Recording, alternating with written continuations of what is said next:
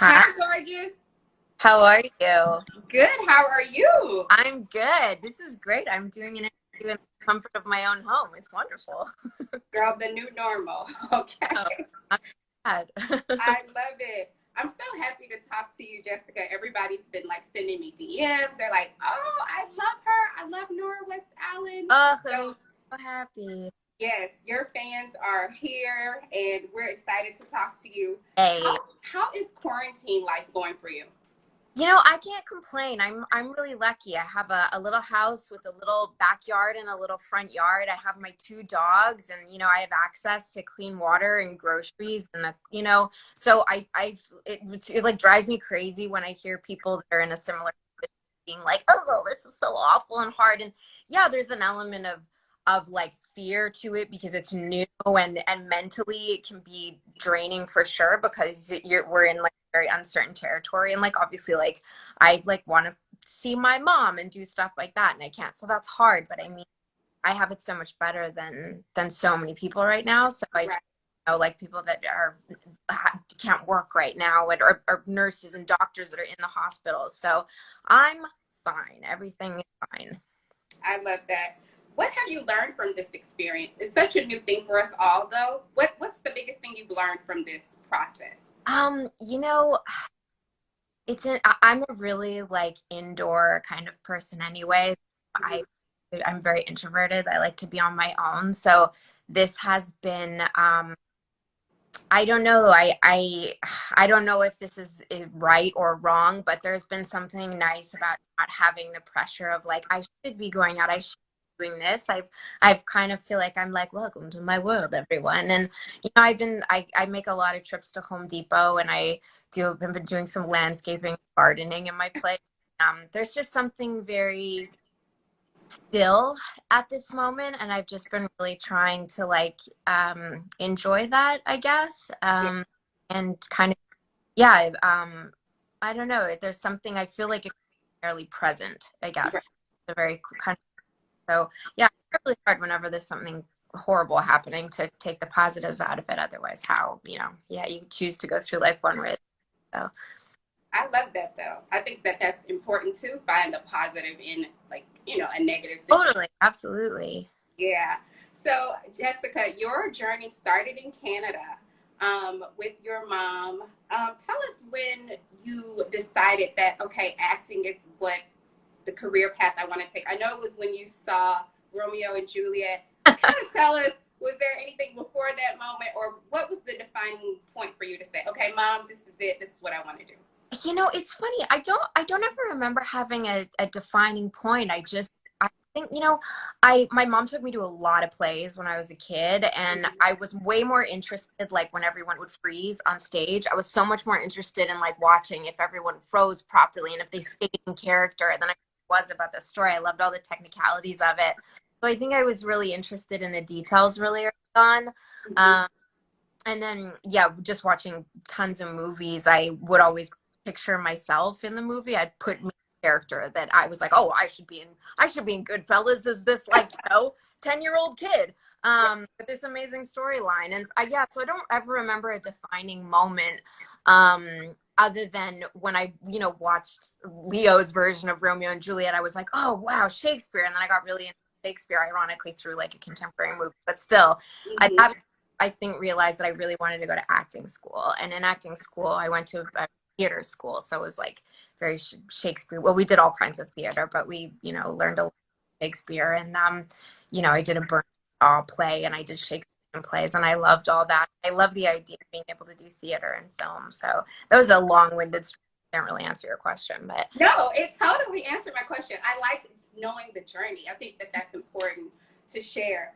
Um, you started many years ago, 13 years ago. You had this impressive career, Smallville, Black Cell, um, so many shows, Santa Baby 1 and 2. I mean, you've been on a lot of things. Tell me what you've learned from those specific roles that you had, the small ones and the big ones. What did you learn about acting from um, those roles?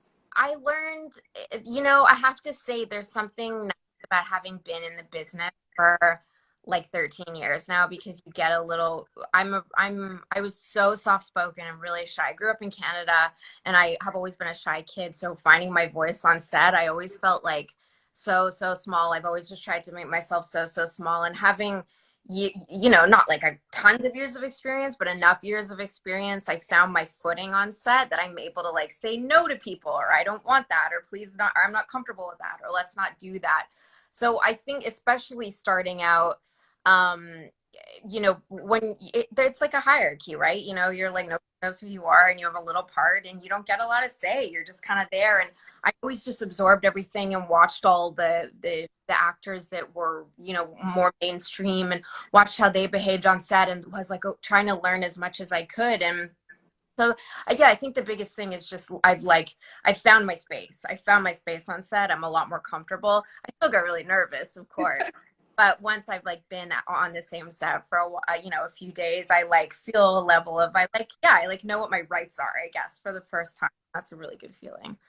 I love it. So you were filming, or in the middle of filming, Black Cell when you got the call for the Flash, or because I want you to tell us about this process, because you did not audition. You Yeah. were specifically chosen by the directors of Flash for this role. So talk to us about how this job landed in your lap. It's such a blessing. Talk to us about Yeah, that. it's the coolest thing ever. So I actually had finished Black Sails. I did 4 years of that in Cape Town, South Africa, which is like a whole other crazy story. Really bananas, amazing, weird, wacky time of life. And I don't think, I can't remember if I was working on anything specifically at the time, but I got a really random call that was like, hey, the showrunners of the Flash want you to go in and talk to them. And I was like, oh, okay. And you know, I still audition all the time. I'm not like an actor that just like gets scripts and offers all the time. So when you hear something like that, you're like, wait, what? Really? Are you used to think of someone else? Not Sarah Jessica Parker. No. And Jessica Parker Kennedy. you know, because of course Sarah Jessica Parker would be on the Flash. That would make sense. Right. But yeah, I always still have that, like, do they mean me? And I went in and they pitched me this like extraordinary storyline, and I still had that feeling of like, me, like, you want me, and it was so cool. That they had kept me in mind, basically, and it came from, you know, the casting directors, Dave Rappaport, had kept me in mind. It was just very cool experience where I felt a part of like the acting community, because they like knew who I was, and every time someone knows who I am, I'm still like, wait, what? Yeah, and they pitched me this amazing storyline, and they were like, do you want to do it? And I was like, absolutely, that's the coolest thing ever. And then I had to start studying the Flash because I'd never seen it before, but I knew I knew it was cool. I knew I wanted to do it. Right. You're a big fan of Buffy. Had you watched The Flash before you got this role? Had No, you watched the show? I hadn't seen the Flash. Okay. I watched some of season one. That you have to like, that was the biggest, scariest thing for me, was wanting to know what the show was about, but it's Yeah. not typically the kind of television I would watch.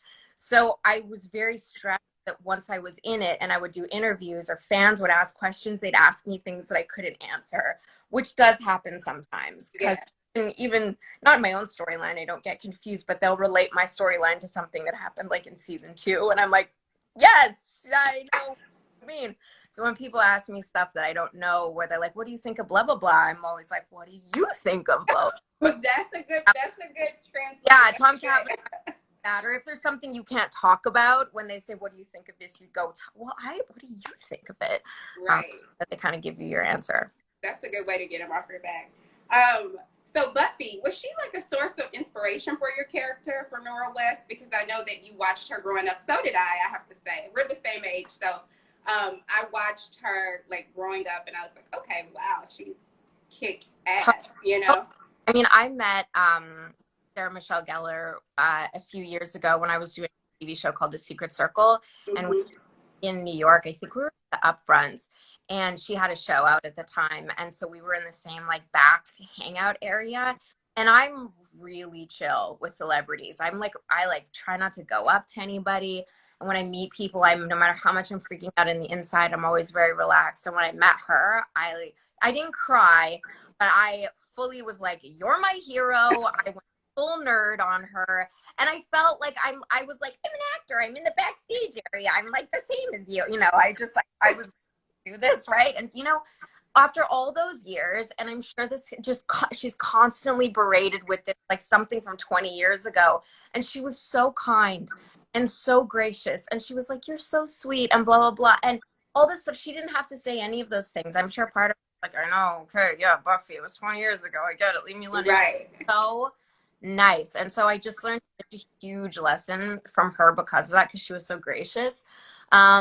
She's definitely been a source of inspiration in that, like, I used to love watching like Buffy and Xena and like strong women that could just like Yes. butt so hard. So yeah, absolutely. I never thought of her specifically during Nora, because I feel like Buffy has her like shit together, and Nora's, God bless her. So I didn't Yes. really for the source of inspiration, but definitely like, how cool is it? Because I've been on CW a bunch of times now, and knowing that that's like, I mean, Buffy didn't start necessarily on the CW, but it's the same world. Right. Yeah. For sure. Yes.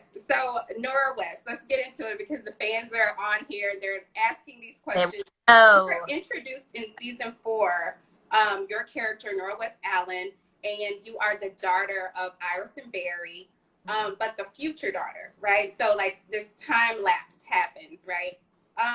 Talk to us about, did you know that this was the role that you were going to have, playing this character? Such a pivotal part. I knew everything too. Yeah. Everything since season 4, which was awful because they didn't actually, like, obviously Grant and Candace knew, but they didn't tell a lot of the cast who I was. So for the scenes, the episodes that I popped in season 4, I was off. I'm a horrible liar. And I just, people were like main cast were being like, what's your character? What's your character? And I had to be like, I like really want to like be cool and fit in and like hang out with you and tell you, but I'm like, so I literally signed these papers that says I wouldn't. So I had to keep it a secret for a really, really long time. So relieved when season 5 started airing and I could talk about who I was and open thing. But yeah, I knew the entire storyline since season 4 all the way to the end of season 5. So I had to keep a lot of it inside. I love it. Did you feel any pressure joining this cast because they were already, tight knit? Did you feel like, oh my God, what am I coming into? Oh, it's awful. Whenever awful, not the right word, but whenever you go into a fit, because when you've been together with people for that long, first of all, you have history together, you have your hard days together and your good days together, and they're super close and they are very bonded. And it is so scary going in. You never know what kind of people you're going to meet. Actors can be, well, like anybody else, they can be great and they can be horrible. Yeah. I was very nervous. Not that I had heard that anyone was awful. I had heard only good things, but it was my own fear and my own insecurity of like, will I fit in with this group? They like me. And I have to say, like, everyone was so welcoming. In a weird way, I felt like Grant and Candace were kind of like my parents because they were like showing me the ropes. So that infuse my character as their kid, and it's so nice going into a show that like everything's very organized. They've been doing it for so long. It's so no, but I from the first day on set, I felt extremely welcomed. So I'm very grateful to them for bringing me into the family with open arms. So we want to know, myself and everybody on here, we saw Nora die on season 5 at the end. Will she be making a comeback? Is there like a space for her to come back? I feel like there is a space for her to come back. What are your thoughts? Like, I mean, she's definitely gone. She's gone. And I mean, I certainly have, no one's called me and said, hey, do you want to come back? As a fan watching the show, this is a world of sci-fi and fantasy. Right. I feel like anything is possible. I mean, I can't sit here and say it's impossible, she's dead. Right. But I also, I mean, yeah, maybe it's impossible and she's dead. I got a phone call that said, hey, we're bringing you back yet. But I know it's so sweet. Like the majority of my like messages and DMs and my Instagram is, are you coming back? Are you coming back? Are you coming back? And it's the nicest thing in the world to hear that people enjoyed something that you've worked really hard at and they want you back. It also breaks my heart because like I Can't say. like yes, but I can't. Um, but I guess that's just a big compliment to the character and the way I have written her. And, she is quite, for the most part, quite beloved, except occasional hilarious message I get that's like, excess is annoying. I'm glad you're dead, which is always like, You're watching though. That means they're watching. exactly. So. I love a great reaction. I think it's funny either way. It's a compliment either way. So in Smallville, you also played like a superhero. How are the characters that you played in Smallville and Nora West, how are they similar and how are they different? They're super different. I guess in a way, Nora growing up without her father around, still had her mom and a family. Whereas Plastique's character, I mean, she's a street kid and she has no one, and she's really kind of messed up, and ultimately she ends up going to the dark side. Kind of becomes kind of evil. She's like, it's one of those stories where like Superman almost brings her there, and then and then she's like, okay, I'm more comfortable. So they're really different, and I'm glad that they're really different. Right. Because it's more fun to play characters that are super different. But yeah, I would say they're pretty much nothing alike other than they have a superpower. Right. I love that. Let's talk about your career. So I know that we spoke about, you said earlier that you're now in a space where you feel like you can say no or you can turn down things. Were there ever moments along your journey where you felt like the role may have been financially good, but you felt like it wasn't a good fit for you, for Jessica? I mean, certainly when you're starting out, you take every job that is thrown your way. Yeah. Sometimes you hear like really big celebrities talking about the importance of no and not doing something, but these are people, not every big celebrity, but I mean, they're people that have had the opportunity, like they've been famous since they were younger, but so they could, whereas like me, who just came from like no acting background. I know, I was a kid in Canada that moved to LA. I mean, I was not in a position where I could be like, I don't want to play this and I don't want to play that. I really just took every single job. So most of the time at the beginning, and it really didn't have anything to do with money as much as it was like, I need a resume, I need jobs. I mean, I would hate to take a job for money at this stage. I feel like it would be kind of soul crushing. That being said, like let's say I had 3 kids at home, and a mortgage to pay. Right. I mean, it depends on their situation. So I would never ever like have anything bad to say about someone that's taken an acting job for money, because you don't know what their situation is. I mean, all at the end of the day, pay our rent or pay our mortgage or pay for our kids' education.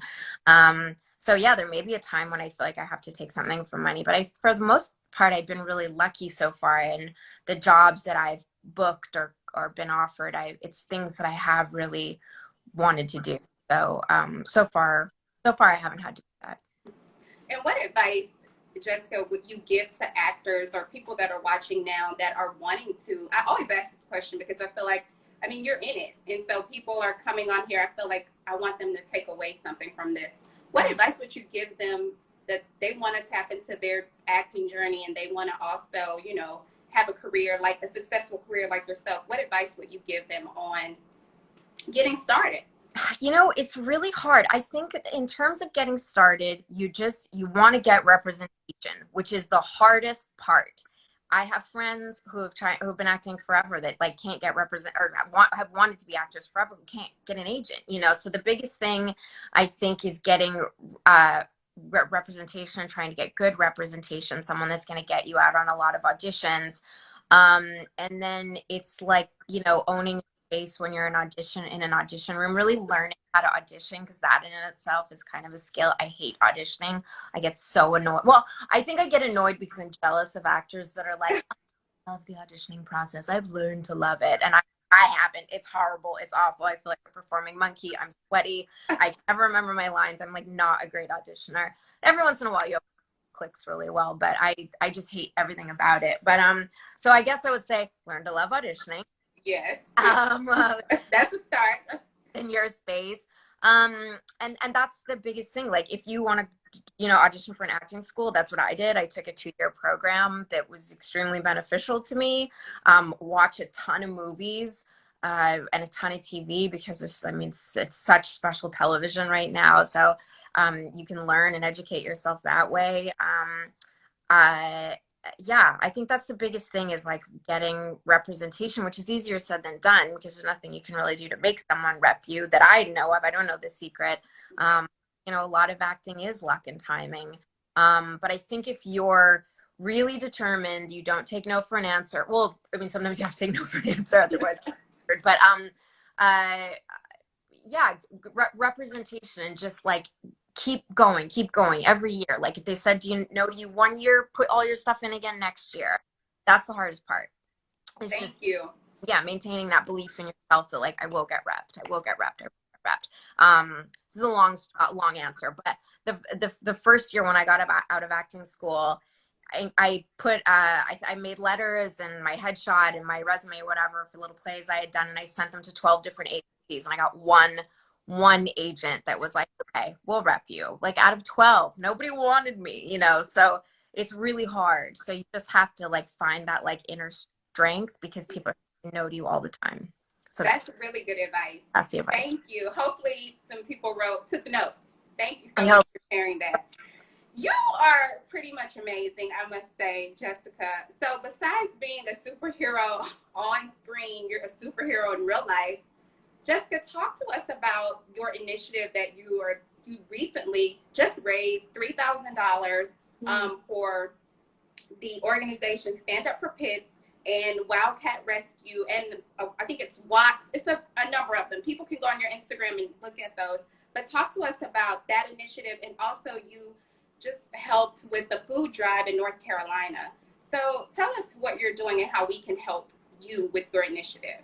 Yeah, so I have my fingers dabbled in a few things at the moment, just small things. So the $3,000 I raised on Cameo. Cameo is great because they provide this really cool service where fans can contact you for a video, and I'll sing you happy birthday or do whatever, and I make about 2 to 3 minute long videos for people. So it's really like I think you get your money's worth, but 100% of the proceeds go to whatever organization or foundation that I want. And the first $3,000 went to 3 really amazing dog rescues: the Watts Project, Pause for Life Canine, which is actually a prison project, which is really cool, where they take dogs to prisons and they're trained there by truck for the inmates, and then to look for places, homes to be adopted in, but the prisoners train them, which is really cool. And Angel City Pit. So I give $1,000 to each one of those, and now I'm raising for Stand Up for Pits, which is an incredible foundation created by the legendary Rebecca Corey, who's truly my hero. I didn't know anything about pit bulls until I got my little pit bull girl. And Hartley Sword from The Flash is really involved with Stand Up for Pits and a dear friend of Rebecca's, and he's a vegan, and I learned so much from him. I really owe like a tremendous amount of my pit bull education from him, and he works like 5 days a week at work, and then he flies home to LA and he volunteers at the shelters with the pitties every single weekend. Like he's dedicated there in the trenches, and he just inspired me so much to get off my butt and do something. And I don't volunteer at the shelters, but I, try to raise money in my own way and teach people about pit bulls and the joy of them, because there is just so many horrendous myths about pit bulls. Like you can breed them to be mean, or they'll snap one day at you after a mate. It's just like absolute nonsense. If you train a dog well, a dog will be great. Like and pit bulls are just like, they just want to lick your face off. That's all they want to do. They're all kind of very similar, and I'm completely obsessed with them, and they are just they just so incredibly good. So Stand Up for Pits, they go around all of the United States, holding huge events, raising money for pit bull awareness and for neutering, and Yeah, it's a really, really cool program. So definitely check it out on Instagram. The North Carolina thing got started because my friend Shazar Hawk, who runs Shizzy's Wildcat Rescue, he's building a wildcat sanctuary, big cat sanctuary for cheetahs and lions and tigers and all those things. It's going to be a wonderful place for cats that can't be released into the wild to like have this amazing retirement community where they can enjoy themselves. Obviously, people see the animals afar, they won't be able to touch them because that's exploitation, and that's awful, and that's a whole other thing. But he's building that. It's so special. You can follow him at Shizzy's Wildcat Rescue. And his website is shizzy'swildcatrescue.org. And we just decided, like, he got really angry. Not angry, he got sad because there was a young woman who had a pit bull, and she had to sell her guitar so that she could feed her pit bull during quarantine. And it frustrated him that the money that the guy gave just wasn't enough, and it wasn't helping people really. Right. When another one is coming. So it was just we like came up with this, we have a GoFundMe. We're trying to raise money, creating food drives but unfortunately it's only in North Carolina right now. You know, we'll try to expand, but his contacts are all there, and that's what he's doing. So that's, you know, I was just there as the person to like make the video about it. He's there like actually packing the food and handing it out to people and driving it to people's houses and doing all that. So he's a really amazing person. I think that that's so amazing. People want to know on the comments where the website where they can go to get information about the dogs, the pits, and also for the North Carolina. Is that over with, or is it still No, it's still going on. So go to my IG. Yes. In my bio. I'm still learning all the like, I'm horrible with Instagram technology. I'm still learning all the words. I couldn't remember when I went to story this morning. I like forgot how to story. It's really, like weird. Like my brain just doesn't like compute. It's crazy. It doesn't compute. My brain is broken. It's also broken brains because we're like we're all of this together. Oh, it's very strange. I like trying to put the milk in the dishwasher, my vegan oat milk that is, in the dishwasher, or like put like dirty dishes in the garbage. It's very strange. But yeah, so if you go to, there's a link in my bio that goes straight to the GoFundMe for the food drive for North Carolina. At Shizzy's Wildcat Rescue is where you can go learn about the sanctuary that we're building. Stand Up for Pits is the Pitbull Awareness Foundation, and then it's the Watts Project, Angel City Pits, and Pause for Life Canine. So those, and you can find all that on if you go through my Instagram, everything's on there. I love that. That is so amazing. Before I let you go, did you see Tiger King? Because I know you just talked about the big cat rescue that your friend is doing. Did you see that, Tiger King? So I haven't seen it yet because I have this sounds really lame, but I have a hard time watching animals in peril. If it's in person and I can help out, it's one thing, but it's really hard for me to watch videos about it. I have, Joe is the devil and he's so evil, and I'm devastated that people are going to dress like him for Halloween. I'm devastated that he's become a GIF or a GIF or whatever you call it. I'm devastated that he has so much attention that he does, and I'm devastated that there's petitions to get him out of prison. He's a horrible, evil villain. He's an animal abuser to the max. And I know I haven't seen it yet, so I can't 100% speak on it. I need to see it as someone who is involved in a wildcat. I have to see these things. I can't comment on them if I haven't seen them.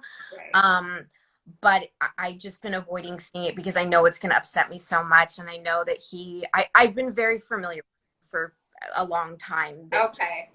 So you already knew before people. Yeah, I know about him. Like I know about him. I knew when he put the hit on Carol. I knew, I found out all about that, a long time ago. The documentary isn't like, oh, who's this guy? No, I know about him, and I can't even speak on it because I lose my breath. It makes me so angry. I hate him. He needs to stay in prison. He's a horrible, horrible person, and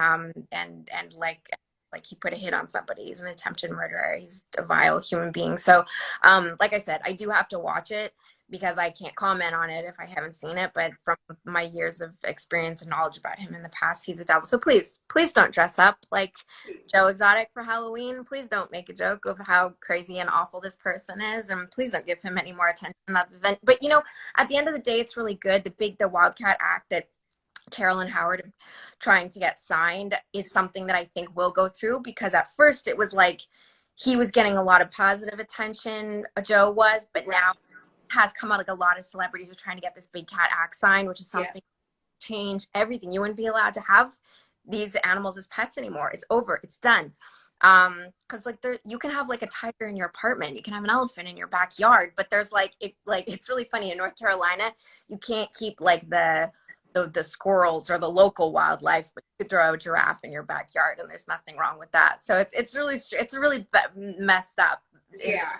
So hopefully the Big Cat Act will go through, and that will all change. It's something that I'm extremely passionate about. And yeah, that documentary that was rough to know that was going on in the way that, I don't know, it's just a little like me in my heart. But you know, at the end of the day, he was exposed. That is a good thing. I just hope people get the right message and understand that he's like the devil. So that's my rant about that.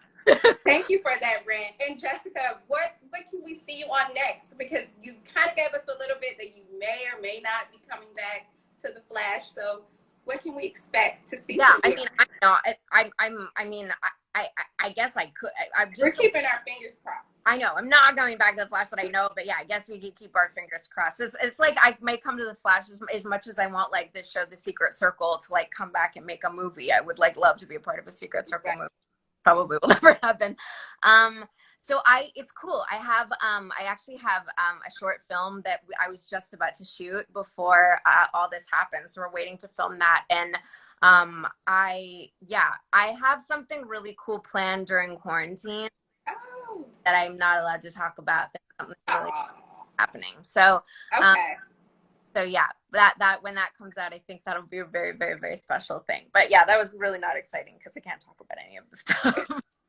So we'll just stalk your Instagram so we can see. Exactly, and rewatch episodes of The Flash, and definitely reach out to me on Cameo to help raise money for Stand Up for Pits, and and then I'm gonna make everybody a video, whatever they like, sing you happy birthday, do a little dance.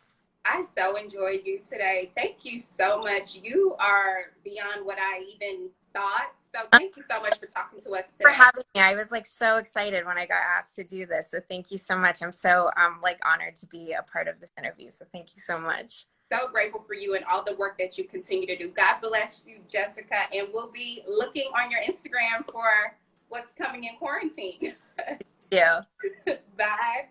Thank you. Bye. See ya.